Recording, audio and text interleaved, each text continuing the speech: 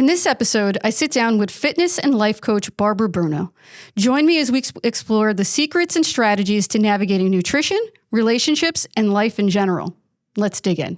So, Barbara, one of the reasons why I wanted to sit down to have a chat with you is just in the little bit that you and I have kind of spoken about, like just class schedules and stuff recently, learned so much more about kind of your background and just an amazing wealth of things that you have done in the past that not just relate to the things that we do here at Sky Fitness, but just really interesting things that kind of have taken you kind of all over the place in, but also a lot of stuff fitness and wellness related. So, perfect guest for the podcast. So, just kind of starting out, kind of where'd you grow up? Well, thank you for that great introduction. I appreciate it. Welcome. I grew up in New York on Long Island. Okay. Small town, Nesconset. Some people probably have never heard of it unless you live there. It's like how far out? It's middle of the island. Okay. North Shore. Okay. So not too far. Okay. Mm-hmm. And big family. Oh, nice. Big family. My parents were originally from Canarsie, from Brooklyn. Oh, okay. And they called me the country baby because I was the only one born on Long Island. Okay. Everybody else was born in the city? They were. I'm the Okay. youngest of four, so I was the only one who was born out there. Everyone else got to enjoy some years in Brooklyn before they moved out. Okay. Mm-hmm. Did you like New York? I did. I loved it. How long were you there?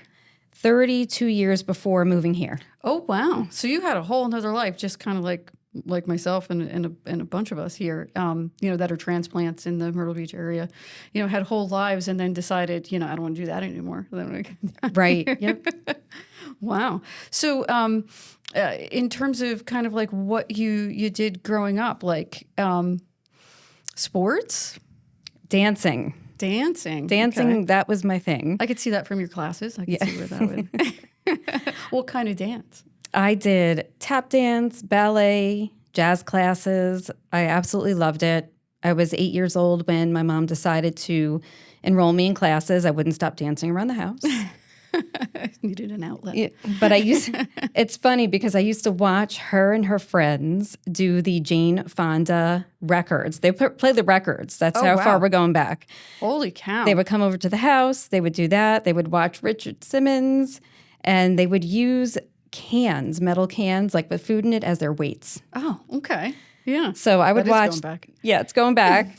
And I think Richard Simmons he danced a lot. Oh, yeah. He did a lot of, and that was like my jam. Okay. I liked what he was doing. And so they enrolled. Interesting. Like I'm thinking now that you're saying that about exercise records. Yes. And like how you kind of have to visualize it in your head in order to kind of know what to even do. Yeah, no, I've never experienced that. Well, it was very interesting watching the grown-ups, and I remember my mom said a few choice words trying to do what the record was telling her to do. So yeah. Okay, so that was kind of your first introduction to like exercise and how it gets taught, I guess. Yes. Yeah. Yes. Right. Interesting. Again, not something that you've seen past the 80s, I would imagine. No. So I remember that very, very well. And, I guess I'm dating myself, but I was, an 80s kid. Same. Born in the 70s, 80s kid, though, grew up then. And dance was my thing. I loved it. Did you do like competition dance? Was it something that you did just when you were younger, or did you carry that all the way up through, high school? I carried it all the way up through high school, through my senior year. And back then, we didn't really have competitions. And I was told by the owner of the dance studio I was in, she told my mother that I would never be a rockette because I was 5'3". Well, yeah. So and I didn't want to be a rockette. I just loved dancing. But that's the type of studio I was in. It was competitive within itself. So I wasn't in their market, so to speak. I was one of the shorter dancers and not passed over. I did do some of the opening numbers and some of the shows. But it was clear to me that at that time you had to be like 5'6" to advance. Yeah. But it didn't stop me. I was even tap dancing well into my 20s, private lessons. Oh, wow. Loved it. came here when I moved here to Myrtle Beach. I've been here 17 years. My daughters were dancing. Even back in New York, I was their teacher. At times I would be not their teacher, but the helper in the class. I would go in.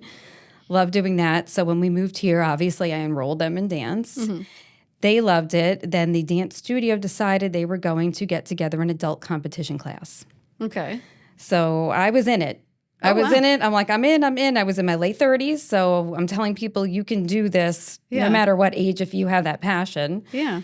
I enrolled in it. We competed in Showstoppers, which is a big national competition, and we came in with double platinum. Holy cow. So, wow. Yeah. Impressive. Nice. So now I dance in my classes. Yes. Yeah. That I've definitely seen. And that's actually something that is different from everybody else that everybody loves. So I will definitely say keep that up for sure. Yeah. And we're looking to add more dance classes just, for that reason and others. But yeah, definitely something that I think kind of faded out of exercise classes a little bit. I agree. That is starting to come back. We still have like the hip hop type classes, but they're still like, either you do, it's a hip hop dance class or it's an exercise class. So like the combination of the two kind of like faded away for a while. But I think it's something that, especially the older crowd is looking to do more of. And I think you'll get, more of, just any of the age groups if you do it right, obviously. Right. Yeah. I mean, if it's just, just dance, then you'll get a certain crowd. But like in the gym, right? Like if you're mixing up and making it interesting, you can pretty much get people to come to any class as long as it's not boring, I would say. Right. I agree. And putting some humor into it helps. Well, yeah. I mean, you have to have the personality to be an instructor. Like that's, always the way. It's part of why I don't do it, but I just don't have the energy, like that level of charisma, like combined with exercising at the same time. Like, yeah, I could never kind of keep up, I don't think. And I'm not a dancey person. Right. My daughter did dance.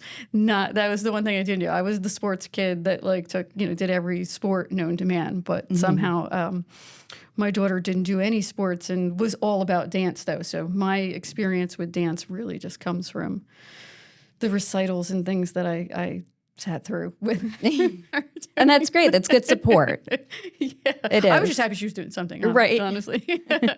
But so then, the other thing, other than just being, having a background in, all of the exercise and wellness that we're going to talk a little bit more about, but just very academic.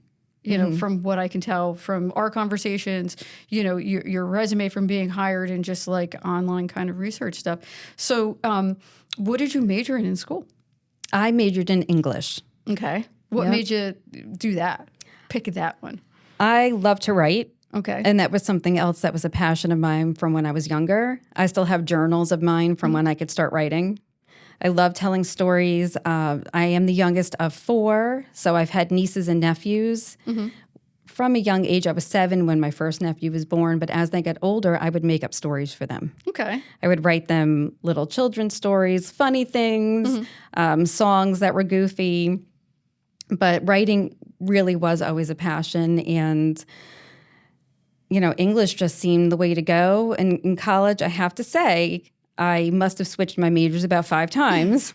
What were the other options? I was actually, when I was accepted into college, I was accepted pre-med in chemistry. Oh, wow. Okay. So I did love that. I love science. But after 6 weeks of not being able to really eat much or sleep much or do much, I knew that just was not for me. Yeah, no good balance there. No, yeah. Right. So I was in psychology. So I minored in psychology, which I think helps me with the relationship work that I do now with health coaching. English, and I was in the theater for a while. Okay.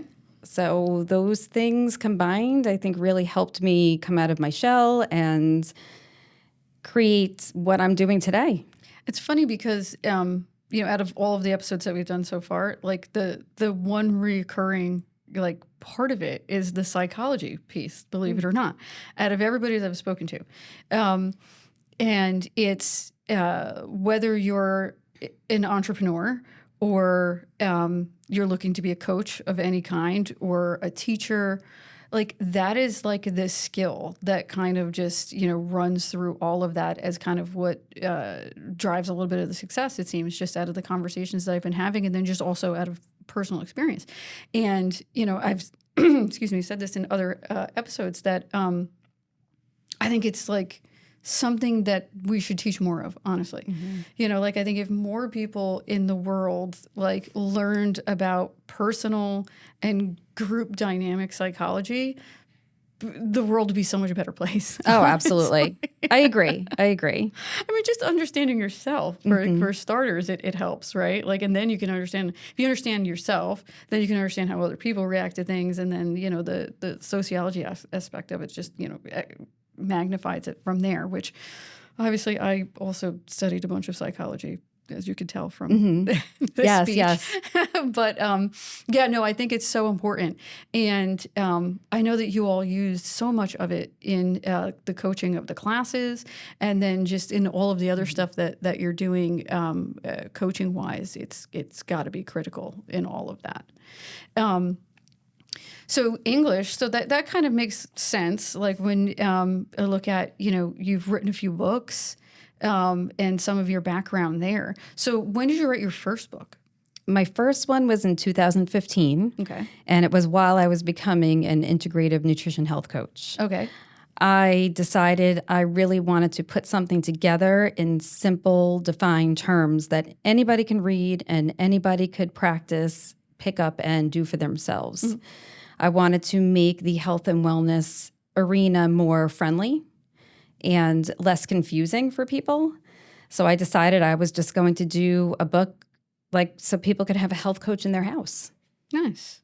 So that was my first book, and it's called Take Back Your Life, One Relationship at a Time. So I go into relationships, into nutrition. There's some recipes in there, how to get good sleep, how to stress less, and some of the things that I've done online, like we did No Technology Day in the house. Oh, wow. Okay. It was tough for the kids. Oh, sure. I'm going to say it really was. It was tough for the kids. Yeah. But I had posted it on social media in a group. A lot of people had joined it, and we all took that oath to do the No Technology Day to see how much you can make, making memories. It's about making memories with the family. Yeah. Putting down that technology, resting, being in the moment, and being present. And we did it. And so in the book, I go into, there's a few quotes from people who said, told me what they had done and how they enjoyed it and what it really brought to their families. So that's something that I felt was important to put in the book, just to give people another idea. You could de-stress by just taking a break. It's okay to put everything down. Yeah. So how do you kind of make that transition from being, ultimately graduating with an English degree, and then obviously making the book, writing the book makes sense, but to the topic that you ended up writing about, so like I imagine at some point after college, then you kind of got more involved in like the fitness and wellness kind of aspect of it. Yes. So what was the genesis there? I was unhealthy. Okay. I got to the point where I was overweight. I was diagnosed with Hashimoto's thyroid disease when I was 30. And, doctors tell you, you're never going to lose the weight. You're always going to gain weight. You're going to be unhealthy. You're going to be tired all the time. You're not going to want to do anything. And I refused to accept that. Yeah. I refused. I'm not my disease. That's what I tell everybody. You're not your disease. And I refused to accept that. So I started exercising more. When I moved here, I found a Zumba class. Oh, nice. And Denise Sanders had been teaching it over in the Carolina Forest Recreation Center. So I had met her, had taken her class. I was at the front of the class because I just love the dancing. And even when I was pregnant with my son, I was 39. He was my fourth child. And I was doing Zumba, and she had spoken to me about becoming a group fitness instructor. Okay. Getting my Zumba certification because I loved it so much. So I said, why not? Here I am, big and pregnant. I'm going to go ahead and I'm going to do this. Like nothing's going to stop me, just like that thyroid disease was not going to stop me. And with him, I was actually 206 pounds by the time I gave birth. Wow. We tried to keep the thyroid under control. But 2 weeks before I gave birth, I was still doing Zumba. And Denise told me, please do not drop that baby out on the floor. She's like, keep that baby in. Yeah. But during that time, I went and I got my group fitness certification. As you know, it's a tough certification. It takes at least 6 months. I was about 5 months pregnant when I got my Zumba certification. Then I was about 7 months when I had to do my final exam for the group fitness. Holy cow. And it was at the college at Coastal Carolina with all the college students. So there I am, and they're all looking at me like with all the kids, like, okay, what is this lady doing here? Is this a joke? Yeah. But I was able to do all the modifications and teach them some. Yeah, which is an important part of it. Yeah. Right. So that really was the catalyst. And so we're talking 10 years ago when I got really serious about it. Didn't let anything stop me.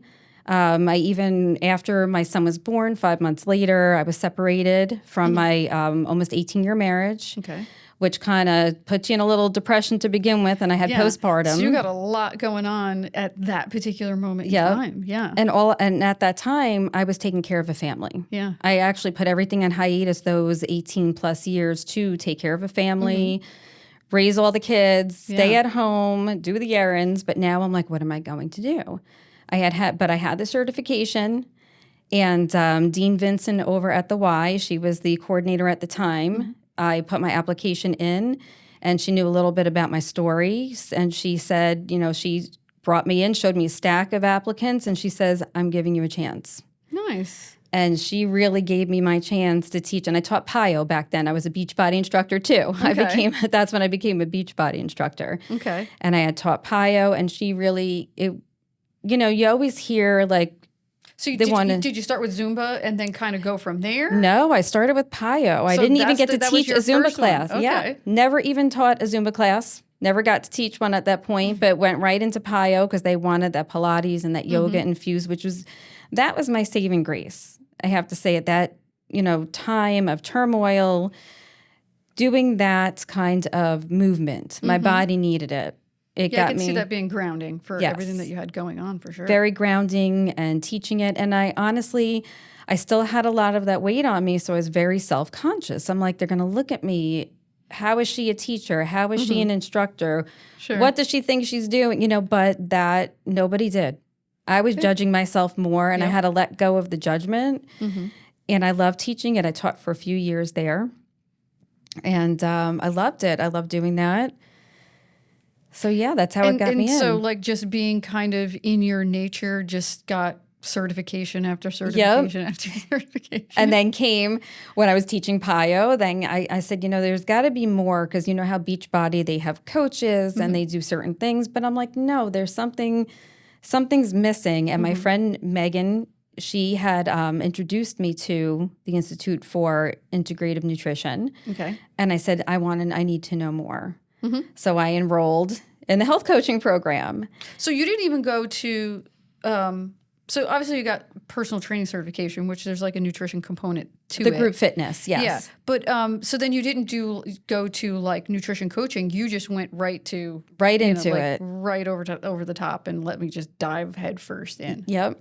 Interesting. So I did that, and while I was doing that, that's when I said, hey, I'm going to write a book. And my mom said, hey, you're crazy. She's like, what are you doing? I have an English degree. Don't you want me to use it? Right. She's like, what are you doing? You just came out of this, you're getting divorced. You're in, it was a really bad toxic situation. I'm separated. She goes, what are you doing? I said, Mom, God needs me to be here right now. I said, this is where he needs me to be. And she said, okay. And can't argue with that. No. So I did that, and really loved coaching. I love the relationship aspect. I love teaching. Some of the things that we think other people should know, they don't come natural. Yeah. Right. I say that about personal training a lot, and just general like fitness and nutrition coaching, right? Like the thing that, especially people like us that have been, kind of working out for so long, and like I've been a gym rat for like 25 years now, right? So like it all seems like second nature. Like, well, of course that's what you do, right? And like so many people around the gym, like are like that, and just have that thought process. But what you don't realize is there's how many people in the world like just have never done it and have no idea how to get started, right? Like, so as a coach, like one of the more important things is like, how do you start? Like, what do I do? What is the first step? How do I learn? How do I even teach myself how to do these things? How do I teach myself who to talk to? What kind of books do I read? And then what comes next, right? Because, half of the population will take that step and then just continue doing the same thing, right? Forever. And then when they stop getting the changes, throw their hands up in the air, right? So like that's like a big part of it is just getting started in the basics of it that so many people don't realize or just don't even think about, right? Like if you're not somebody that works out, you're never even going to think about it to begin with, right? Because you don't want to start. Exactly. Starting is the hardest part. Yeah. I really believe so. And then after you start, don't stop. Yeah. And I'm guilty. I'll say, since my 20s, with all the diet fads that were out there, everything we did, we went to Weight Watchers. I saw my mom go to Jenny Craig. But after you stop doing those things, what happens? You gain all the weight back, you stop exercising, you stop walking because they're not sustainable. Right. So learning how, I think that year I took of health coaching, and they said it's almost like doing medical school for 1 year because you're learning everything. Yeah. I really learned a lot about myself too and how to support other people by not taking things personally. Yeah. Because that's where some people get stuck. They think people are judging them or, they walk, even like here, like for example, they go into a class, somebody's working out harder than them. Oh, I can't work out with this person. You've seen it. Near them. Right. We've all seen that. And so like I try to encourage everybody, do not judge yourself by the person next to you. You are your biggest competition. And that's where my revelation was. I was being too hard on myself. Yeah. Everybody else wasn't. So is that kind of, would you say what you take and put into, all of your coaching that you're doing? Because you're doing holistic coaching like we talked about. So like, is that kind of what the basis is a lot of that is just, kind of get to know yourself and not compare yourself to others? Yes, absolutely. Especially women. Women, we do that a lot. And I've seen how it can really, really cripple a person from progressing. Yeah, I mean, it's weird because, I mean, it's not even just, like you're born as somebody that kind of always compares yourself. It's something that changes throughout your life that I've realized, recently at the age that I am, right? Because what's hard about getting to this age, which I'll tell everybody I'm 49. Me too. I am too. So, see, and weird shit starts to happen. I'm not gonna lie. But like one of the things that I realized is that for the last like however many years, as you're kind of ramping up into this part of your life, along with none of the same things work anymore. I found myself comparing myself to younger people, which is a huge mistake, especially when you're in the gym. But like even worse is comparing myself to my old self, and like that's one of the things that I found to be worst of all is that I'm trying to be who I was, or look like 15, 20 years ago. And that's terrible, right? I mean, because you're never going to be that. Like everything about you has changed, from the ground up. it has. 20 years later, there's nothing the same. You can't go back to being that. And like, that's what I found to be the hardest part of it. But like, once you can start to kind of accept that, you start to feel better in general, right? So I imagine, so like in terms of coaching, there's the people that are getting started, like younger, and then there's just people who are going through different changes that I think, are kind of the people who need it probably more than anybody else, right? So have you worked with all different kind of like scenarios, age groups, circumstances of people? And like, if so, which ones do you think you work best with? I guess because I have children, and I guess I have daughters who are in their 20s. I don't consider really working with them, but I can, there is a difference between when they come to me with certain situations that they're dealing with. We've all been there. But the most of the people who gravitate towards me are my age. They're like me. They've seen my changes. They've seen my transformation. and they want to make that change for themselves. So I really have to say most of the people that I've worked with are, in their 40s. Some of them were in their 30s, but mostly in their 40s. And what I like about working with that age group is we're at the point where we just don't care anymore. We're ready to accept ourselves. Some people take a little bit longer. But we are who we are, and it's a nice age to be at. I like working with this age group, but there's still relationship work. There's still other things happening for Probably them. more relationship work than anything else, I would guess. Yes. Right? Like, because as we get to this age, it's like relationships. Something's everything else get weird. Yes. And if they've been in the same frame of mind and the same type of relationships over and over and over, they're like, something's got to change. And most of the time it's them. It's the way it's the way they're looking at things or the way they're approaching things. And it's sometimes like we said before, it's that simplest thing. Like, wow. Like the one thing I'll never forget my mom had told me was years and years ago, I know like I said, I'm the youngest of four, but so you have a lot of dynamics in the house, and everybody's personality is different. So she had gone through a few things with my sister and with my dad, just trying to work on that relationship. And the person she was seeing, the therapist, said, "Your husband is not a mind reader." And that was the one thing she said on there, and she passed that on to me. One thing she said I will never forget, because it's so simple. But yet it's not, because you think that person should know exactly how you're feeling and, why are they driving you? We live together. Why don't you know? Right. Yeah. And they really don't know. And that's when you start realizing, I have to open up that conversation. Yeah.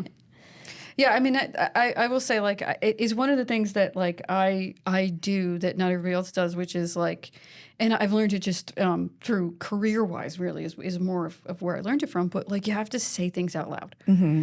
So, like, I'm the person that's like, okay, I'm going to say this out loud just because, right? Like, and then, but you find that, like, it just, it helps so much because it just kind of takes it off the table. Like now, like you're not guessing if this person knows, they've heard you say it.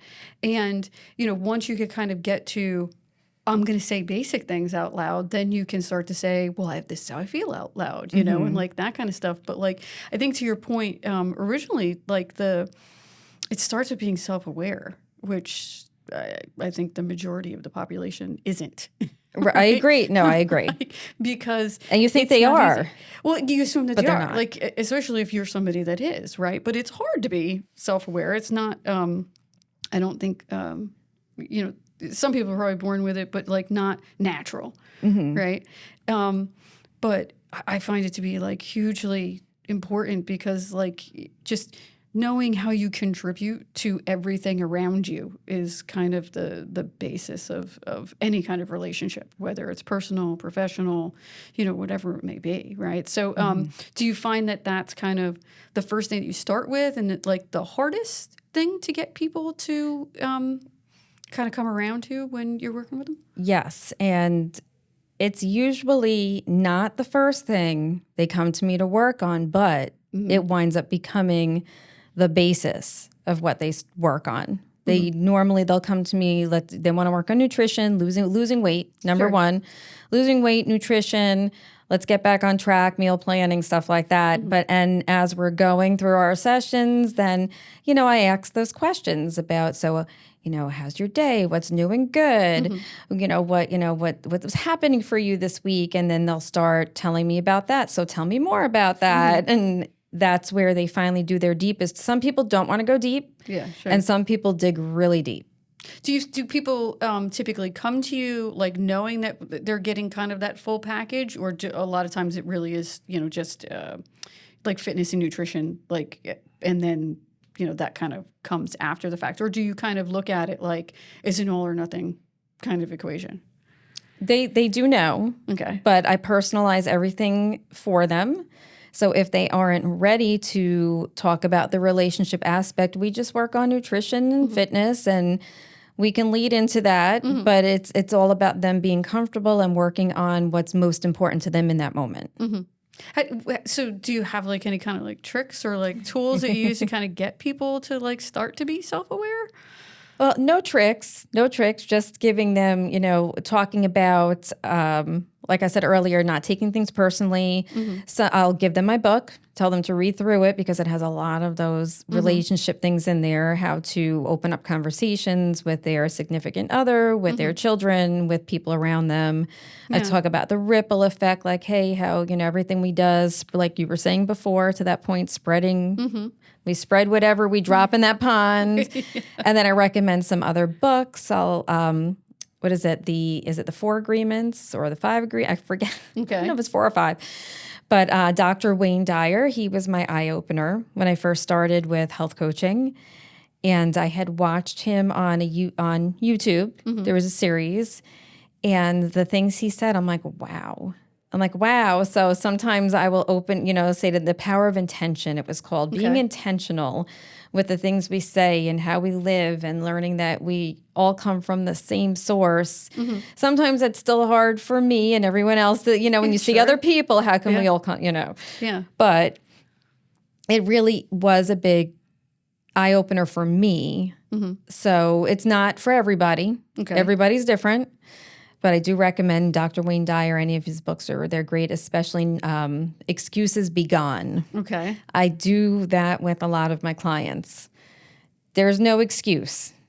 And I don't mean that in a mean way. Yeah. I mean, like, instead of saying, make an excuse for why you couldn't do something, just be honest. Yeah, just to say why you didn't do it. Right. Yeah. Or say, like, I really don't feel like going today. Let's do it a different time.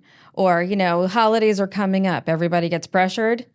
Yeah. And they'll be like, well, instead of, they don't want to say your Aunt Susie wants you to make this crazy green bean casserole. Well, Aunt Susie, I really don't like green bean casserole, but let me do this for you instead, a green bean and like green bean, onion, tomato, kind of thing. Yeah. So I think, and it's avoidance. Sure. So not that it's a tool or trick of mine, but we talk about avoidance because that is very big with a lot of people.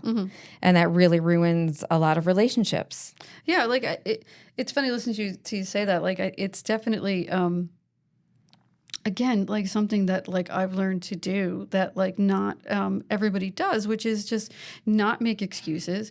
And if something is your fault, something is your fault. Like, I did it. Yeah. That's me. I'm like, I did it. Yeah. Like, hey, I did that. I totally screwed that up. My bad. Like, let's make it right. Let me see what I can do. Right. And like, just take responsibility and accountability for it, which, is again, something that like we lack more and more of, I think. And I think a lot of that comes down to that just, being self-aware part. But like, I think what most people don't realize is how like almost liberating it is to be that way. Yes. Right? Like to me, it feels so much worse to have to make up a story or like point a finger and then like defend why I'm, accusing somebody else or blaming somebody else, as opposed to just, look, I screwed that up. This is what I did. I'm an idiot, and but I'm going to be the person also that cleans it up and fixes it. Right. Right.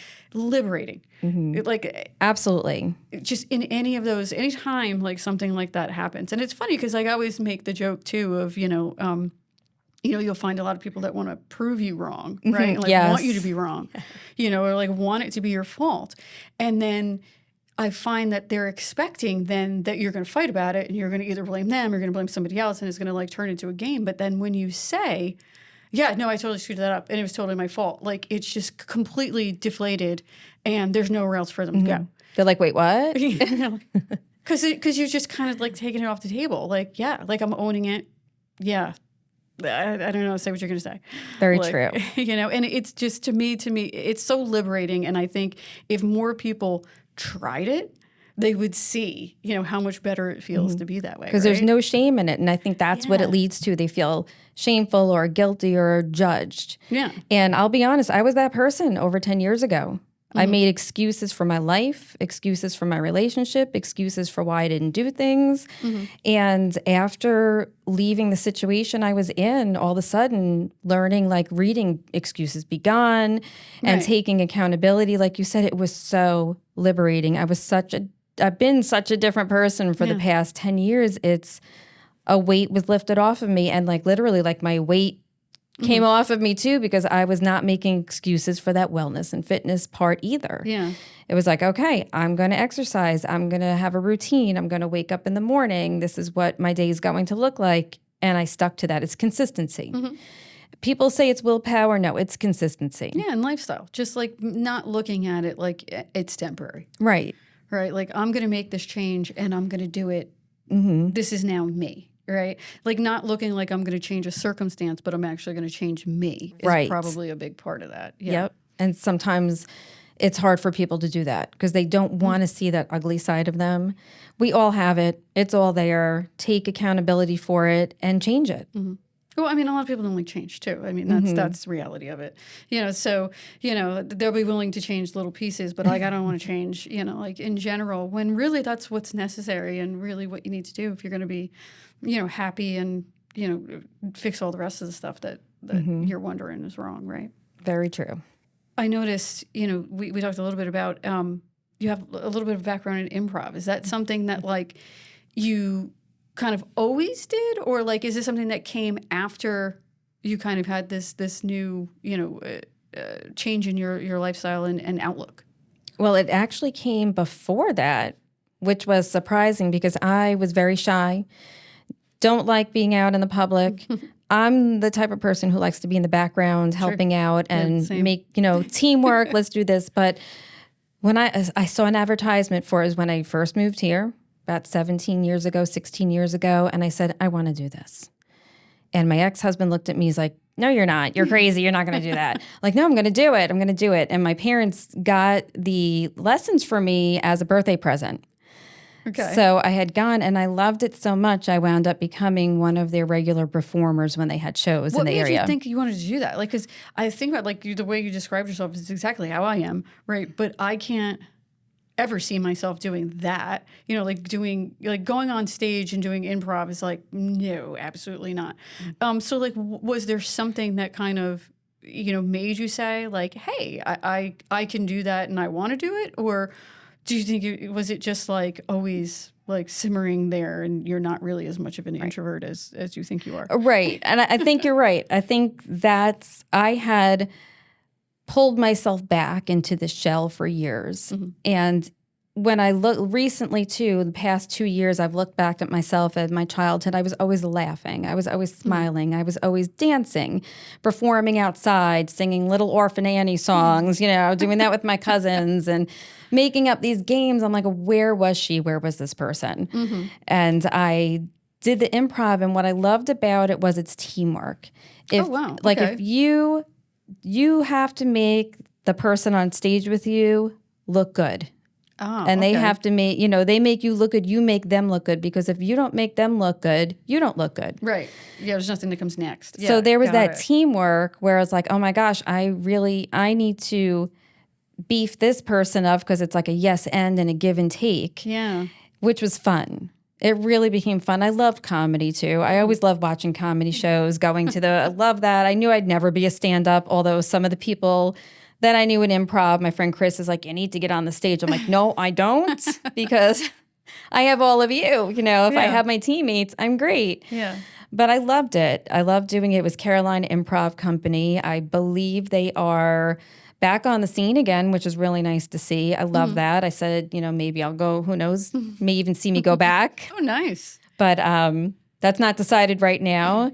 It's interesting, but I did love it, and that helped. So you liked the teamwork aspect of it more than like you wouldn't want to be on stage by yourself. It's just you liked it because you weren't alone. Right. Got it. Okay. I love making other people feel good and look good, and it just was like, hey, they were shining, and I love to see people shine. I do. It's happy. I do generally love people in general. Sometimes, I like to say that, but I also don't get out much, Yeah, that's an interesting combination. Right. Yeah. But that's what it was. I love the teamwork. That's why even with teaching, I love teaching. I guess it goes back to my younger years too, with my, teaching my nieces and nephews all these fun things.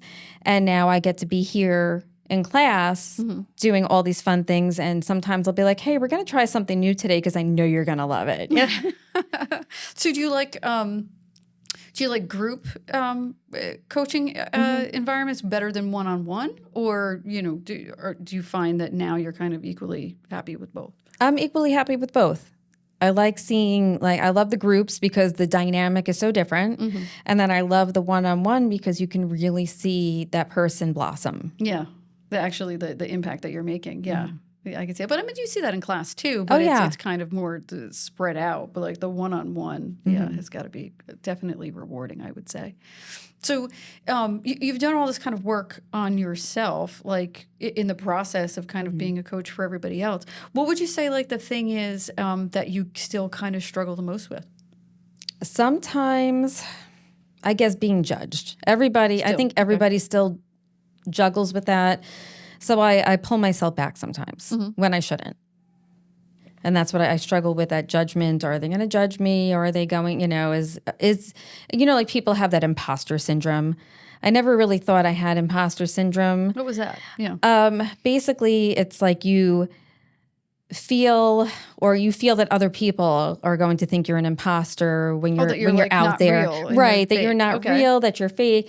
And I guess it stems from the past relationships that I've had. Okay. And sometimes still getting over that, like, what are you doing? What are you doing? Why are you doing that? Why are you putting yourself out there? You're not going to do great with So yes, but I work on that every day, and I push those voices down. I'm like, you know what? Kick you to the curb because I know I can do this.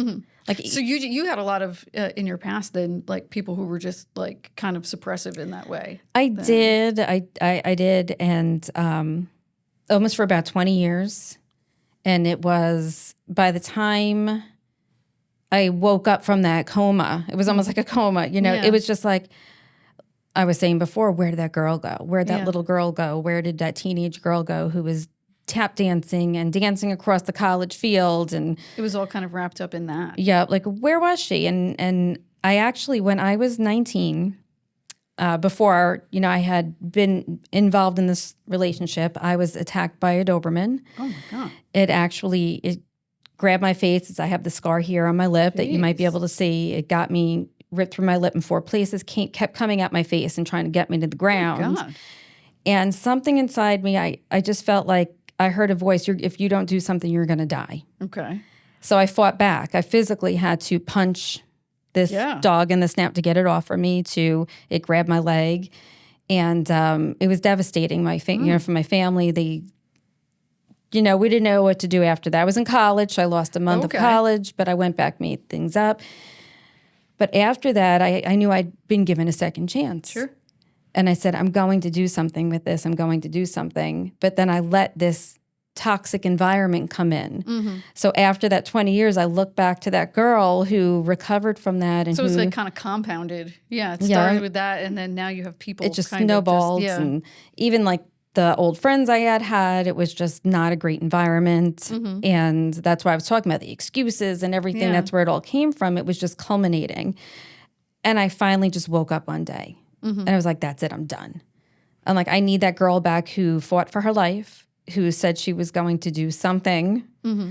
And that's when I started coming out of it. And do you find, this is all stuff that happened since you moved kind of to the Myrtle Beach area. So do you find, a big difference that the geography makes in that? Because it's something that I definitely notice, and what I like about living here a lot better than living in the Northeast and in New York is just it is a totally different environment, and people are different. Right? Yes. And I got to imagine that kind of helped. It did. It did. I think, we followed my parents down here. Okay. They've been here permanently 25 years. And I always loved the area and the people. I came down here and I cried for 6 months because it was so different. It was so different. Even though we vacationed here since 1988, since I was 14, I knew the area. But I did. It was tough. Were you looking for a change when you moved? Like a change of lifestyle, or was it like, oh, this is, like you weren't kind of expecting? Right. I expected to slow down and it would be nicer and the air. But, no matter where you go, it depends on you're mind framed and sure. what place you're in, the type of people you let into your life. And I was still letting those type of people that were, that I was around up in New York into my life when I was here. And when I made that breakaway, things really drastically changed for me. And that was like I said, about maybe 10 years ago. My son's about 10, about 9.5 years ago. And all of a sudden, my environment started changing, and I loved being in Myrtle Beach, and I loved the relaxed life because the people now were, not like happy, joy people, but they were happy and positive and wanted to see people succeed and didn't have any of that envy or negativity. And so that's really what changed me. It wasn't necessarily geography. It was me and my choices and the people I was letting in. Sure. Yeah. I mean, I definitely think it's a lot easier down here to have that kind of mindset. It is. And it is something that I notice in all of the people that are around us here, because there are so many transplants here. We meet very few people that are actually born and raised here. And I'm always surprised when I do. It's, you see some people that come from wherever, the various different places that end up here. And a lot of them they're here for a reason. They're here because they're giving up the lifestyle. And I want the lifestyle that I see here that, I kind of, I look forward to or, I want to be. And like, I was one of those people. Like, I'm giving up the New York lifestyle and I'm coming down here. I made jokes when I was looking for where I was going to move to, because I didn't have Myrtle Beach in mind when it came down. It was, I know I want to move south. And probably somewhere in like this range of like, Wilmington, Charleston, Myrtle Beach kind of area. But what I liked about it is like there's so much to do, but also it does have that relaxed lifestyle. And there's just so much less of the judgment and the,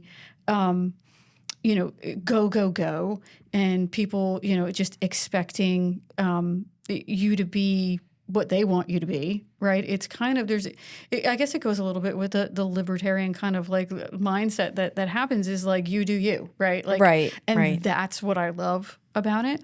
But you see a lot of people who come down looking for the vacation lifestyle, right? Because they came here on vacation and just are looking for like, oh, I just want that state of zen all the time that I had on vacation.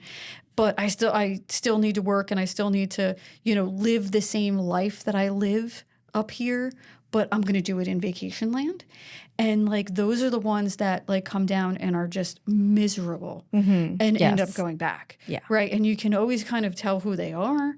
And like, what I love about the people who stay here and like are the lifestyle people is, everybody kind of looks at it like, maybe you shouldn't be here, because it's the protectiveness of, we all gave that up. Like, we're here for a reason. Don't bring that shit down here. Exactly. Oh, I agree 100% with that. Because when I hear people complaining, I'm like, why are you here? Yeah. Like, why are you here? But not in a mean way, but but maybe. It's really just like, I guess you're not ready. They're not ready, right. Or you know what? Maybe they haven't found their zen. Yeah. Maybe But I agree, because when we came down here, like I said, my family was vacationing since the time I was 14. My parents had a place in Kingston Plantation. Loved it there. Moved here, cried. Because it is reality. The kids, had to go into school. Your life it's not the same. And we weren't retired, obviously. We were a family with young children. Yeah. It's a little bit different when you retire down here, like my parents did. It is like, and I love, that's the funniest thing with my students. I love talking to them because they say every day is a Friday or every night's a Friday, every day's a Saturday. And I love that for them. Yeah. But so it is different, but you are right. There's a lot more to do here. It is a lot laid back, and that's what I was looking for as well. I'm not a go kind of person. I can be. Like I do like to move around, but I love that I can just sit, relax, and just be. So change topics a little bit. One of the things that I also saw that you are involved in, and you and I have talked a little bit about, is because you have that nutrition background, and that's a lot of kind of the coaching that you do, is kind of just recipes and like making that up, right? Yes. Which I love because I love to cook, right? But I also am not going to make up recipes though. And even though, got into the nutrition coaching part of it, it's still not enough to say, you're going to write diets, you're going to make recipes and actually kind of design meals. Like it's a whole nother level to do that kind of thing. Yeah. So are you somebody that likes to cook? And is that, a little bit of kind of what drives that? Or is it really just kind of that nutrition requirement that drives it? Right. I love to cook. Okay. I love to bake. I actually had a little cake pop business in 2010. Oh, wow. And that was nowhere nutritious. So I don't really make them anymore, but if they ask me, but I've found ways to make them healthy-ish. Like my husband says, healthy-ish, healthier. And I love to cook. I love to cook. He loves to cook. So we do share the cooking responsibility at homes. I will just cook on the fly sometimes, pull stuff out of the refrigerator. Sure. My brother was a chef. He owned his own nice. business for a while. My mother was always cooking, especially Sunday meals. We're a big Italian family. And I love it. Something about it's very soothing. When I get into the kitchen and I start creating something and then it turns out really, really good, I won't stop saying how good it is. Drive everybody crazy. You have to try this. It's so good. But I'll write down the recipe. But the next time I may be like, oh, I'm not going to look at the recipe. I'm just going to, and it comes out a little bit different. I do like on my website, like I have one with my book just with my name, Barbara Ann Bruno, and I put recipes on there. Simple. I want to teach people how to cook simple, healthy, nutritious meals so they're not loaded with garbage. Yeah. And you can really, my big thing even with coaching, you can make a healthy, nutritious meal at home faster than you can go to the drive-thru and pay for all that garbage. You really can. 5 ingredients, simple, and it tastes great. Yeah.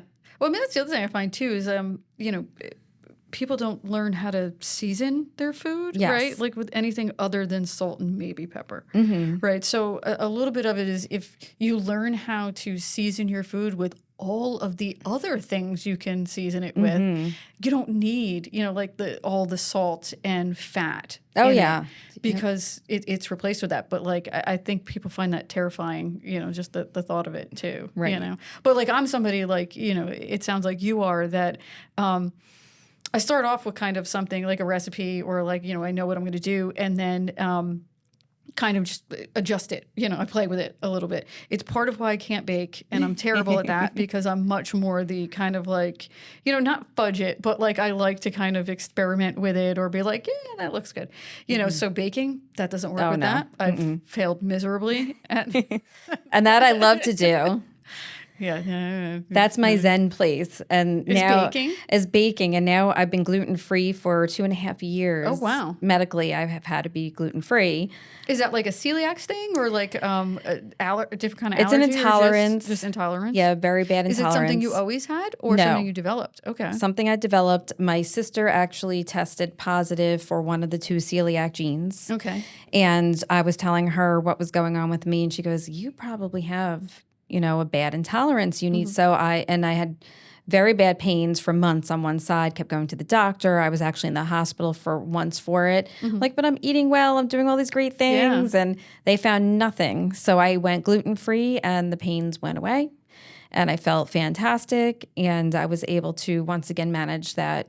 The weight, going gluten-free does not mean you're going to lose weight because people go gluten-free and they go nuts in the aisles with the chips and the gluten-free pretzels. Yeah, well, I would imagine, at least from what I can see about it, not that I even attempt to be gluten-free, but that it's become a little bit like another fad, like fat-free, sugar-free, like all that kind of other just bullshit of, gluten-free. Like because everybody's now been taught like, gluten is bad, but it's not necessarily bad for everybody. No.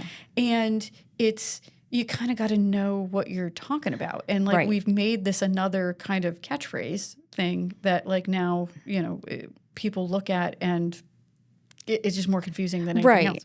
Because they're like, oh, you're gluten. You're one of those people. I said, no, I'm not one of those people. I medically need to be gluten-free. And it is like it's an inflammation of the intestines due to the gluten fibers that are in there.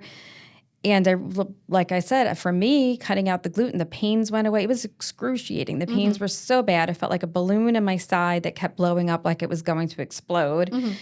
And I did that. I reluctantly did it because I'm a baker. Yeah. I love to bake. So I still bake.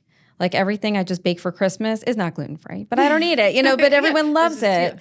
So my kids are like, why do you do that? I said, because everyone else can eat it. You don't have to be gluten-free should not be used as a weight loss program or, if you have inflammation, yes, it's going to help with your inflammation, but so is eating whole foods. So is eating your fruits and your vegetables and your legumes. And, I had to cut back actually on the nuts too. I love nuts, but I do everything raw pumpkin seeds, raw sunflower seeds. Nothing is baked or toasted. Same thing. Raw cashews are amazing. Oh, I agree. Right? Like, amazing. Almonds, like my favorite, like everybody else in my house is like, what is this crap? And I'm like, oh my God, this is amazing.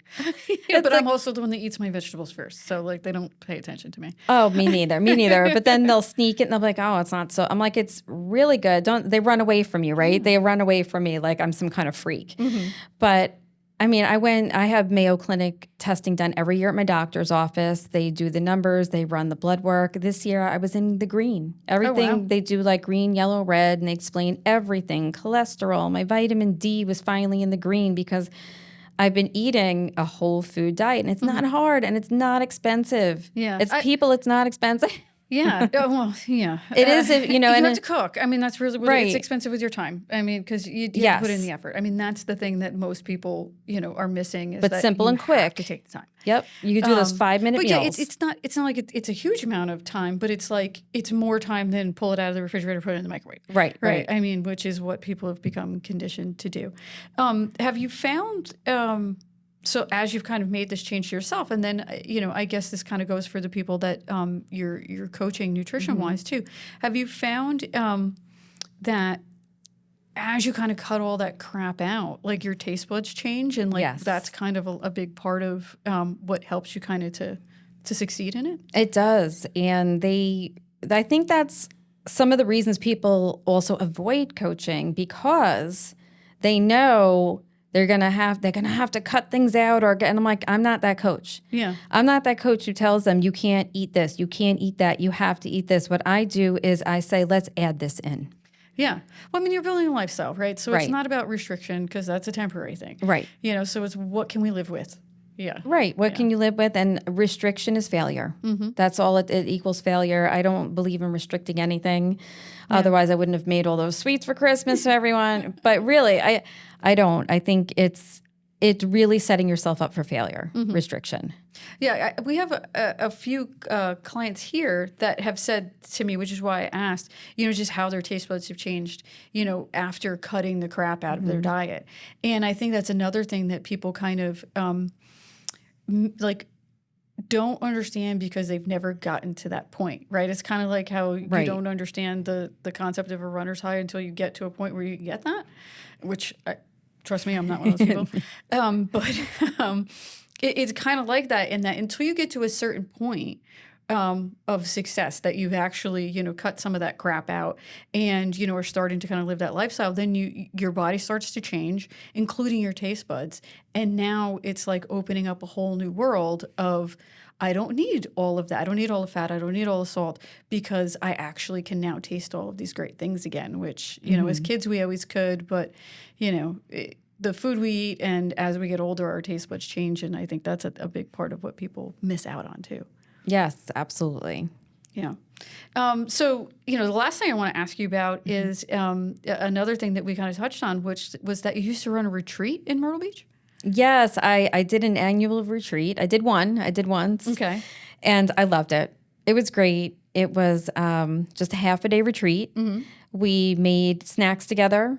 We actually, everything was very healthy. The food was healthy, spoke about lifestyle changes like we've been doing, this whole time here. How long was it? It was about 5 hours. Okay. And we took a break for lunch, which was nice. We had breakfast when everyone came in. We took a break for lunch, and it was overlooking the ocean. It was absolutely the perfect day. Nice. It was really, really nice. And did you find people kind of, were these new people or people that you had worked with in the past? So this is kind of like an introductory thing. Yep. It was a mix of people I've worked with in the past. I had family members come, which was fabulous because they knew what I did. But, you know, my mom always joked with me about, I'm not eating that shit. You know, I'm not eating that stuff. Get it away from me. Yeah. And they came and they loved it too. They got to see what I really did, which to me, even like I loved having the new people there, but having your family are the hardest ones to impress, and to, get on board. And they said they were impressed. But the new people that I met turned into some clients, and we created recipes together. I had recipes there. I gave them recipes. We created like protein bars together, but it was like nutritional protein bars that they could make and take anywhere. Habit trackers, we worked on that, and how to do a food diary, why we should do it. Creating. So it's kind of like just the 1-day immersive course of like, this is, introductory, like this is what you do. Right. This is how you start. Let's start here and let's build.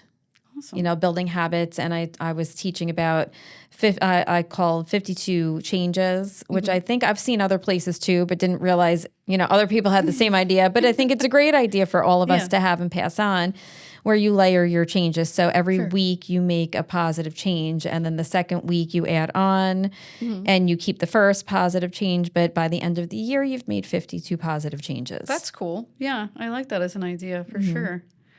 Interesting. Now I'm trying to think of how we can incorporate that into some of the stuff we do here. Yeah, now the new year is coming. So it's the perfect time of year. It's the perfect time. I think that's a great idea. I love the retreat idea. It's definitely something that I'd love to get into, and kind of build as part of Sky Fitness too, because I think more seminars in general, right? Like even if it's just an hour long, kind of thing. And I think people are open to that, right? One, because it's a group thing, right? So they're not doing it, it's not like a consult where it's like, oh, I have to go just sit down one-on-one, and like now they're like really just looking at me. It kind of, you got the group dynamic. The group you can hide behind, kind of, go with your friends, like kind of thing. So I love that because you get more people that wouldn't come to something like that. But just even the retreat thing is just, taking that even further, and it's always great to give people lunch and, but you can kind of just add more into it than just, like a seminar where you're just kind of trying to pack in a bunch of information. You can actually kind of make it a little bit more fun, I would imagine. And that's what I like to do, because if you're sitting there and you're bored and you're like, I can take notes. Like, and it's I did give them, things to take notes with, and some of them are like, wait, can you say that again? Because if you keep it interesting, you include the crowd.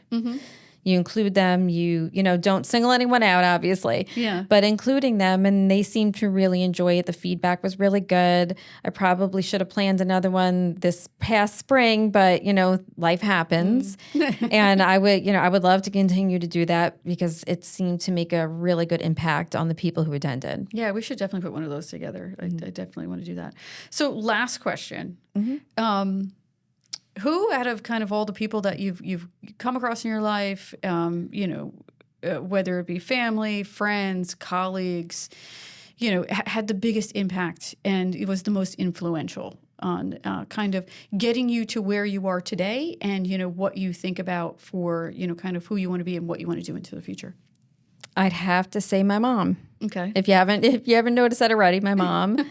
She was tough. She was a tough mom. She really was. Sometimes we were scared of her, beyond words. But she always believed in all of us. Always told me, I could be whatever I wanted to be, to stand up for myself, to be who I'm going to be and not worry about what anyone else thought. When I told her about writing the book, she's like, oh, when I said where I needed to be, okay. Yeah. Even now, all the things I've been doing, told her about coming here today. She goes, that's great. She was so excited for me and so supportive. So if I have to pick one person, I love my husband. I have to throw him in there because he is one of the most super supportive men that I've ever had in my life besides my father. Okay. And no matter what crazy idea I have, my husband supports it. So that's a shout out to him. But yes, mom is the one, even dad, because, dad stood by mom and, was quiet and let her do everything with us, but he is very supportive too, especially when I had that accident. Okay. So it's it was the support really. Family family support. But yeah, my mom has always been, I call her all the time. I talk to her all the time. Sometimes I don't like what she has to say, but of course, that's what mothers do. Mom, but she really is the biggest influence in my life. Great.